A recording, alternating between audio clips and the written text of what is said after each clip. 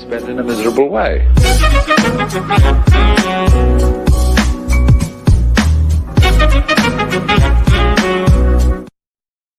US News: Your 2019 tax refund might be higher, lower or later than usual. The New York Times. By N. Millions of Americans have come to count on tax refunds to fuel their spending in the waning days of winter.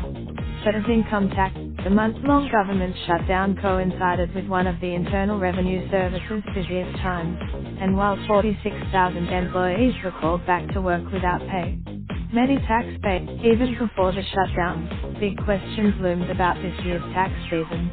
The $1 was given discretion to set new withholding levels, which IRS officials finished early last year to help taxpayers ensure they would not have too much U or too little U held back from their paychecks. But the actual impact of those changes will only be known for sure once the returns are processed. The lack of clarity, a Treasury Department analysis, the investigative arm of Congress, projects that about 4 million more filers will have a balance to pay on their taxes this year, and 4 million fewer will receive refunds, compared what would have been the case under the old withholding system.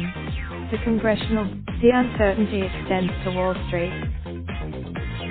Economists at Morgan Stanley expect that refunds will send savings and spending sharply higher early this year. For your average taxpayer, it's going to be a record high tax refund season.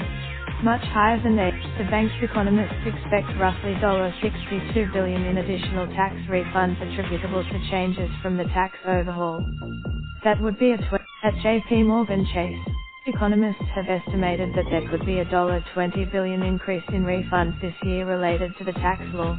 But the bank's economists, I have seen estimates that are all over the map, said Michael Feroli, JP Morgan's chief United States economist. The size of a refund has nothing to do with benefits taxpayers receive from a tax cut. It's simply the difference between the amount Americans withheld from their paychecks to cover their expected tax bill and the amount they actually owe. Americans generally prefer to have too much withheld, even though that amounts to lending the government money without interest until tax filing season arrives and refunds are sent out. Typically, their refunds totaled nearly $285 billion, with the average refund around $2,800. Americans often, a lower refund total would mean that, in the switch to the new tax code, companies and taxpayers made better guesses on how much they actually owe the government.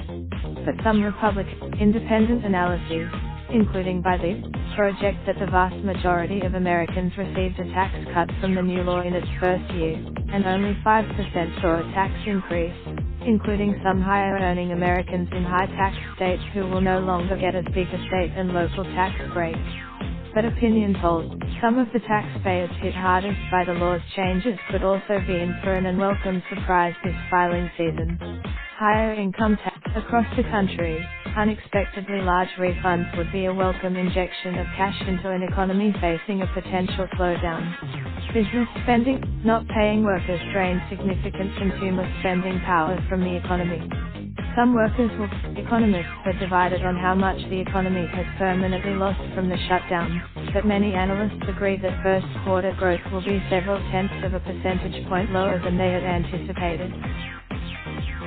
An increase in refunds would be sort of a shot in the arm at the right time, if it came in Q1, early Q2, Mr. Feroli said. It would be nice to. The recent shutdown-related uncertainty about possible delays in paying out refunds could also counteract some of the traditional economic fuel from refund season, said Ms. Zentner of Morgan Stanley. Raindrops, drop top smoking, no cooking the hot pot. Fucking on your bitch, yeah, that. Looking up, open the park pot.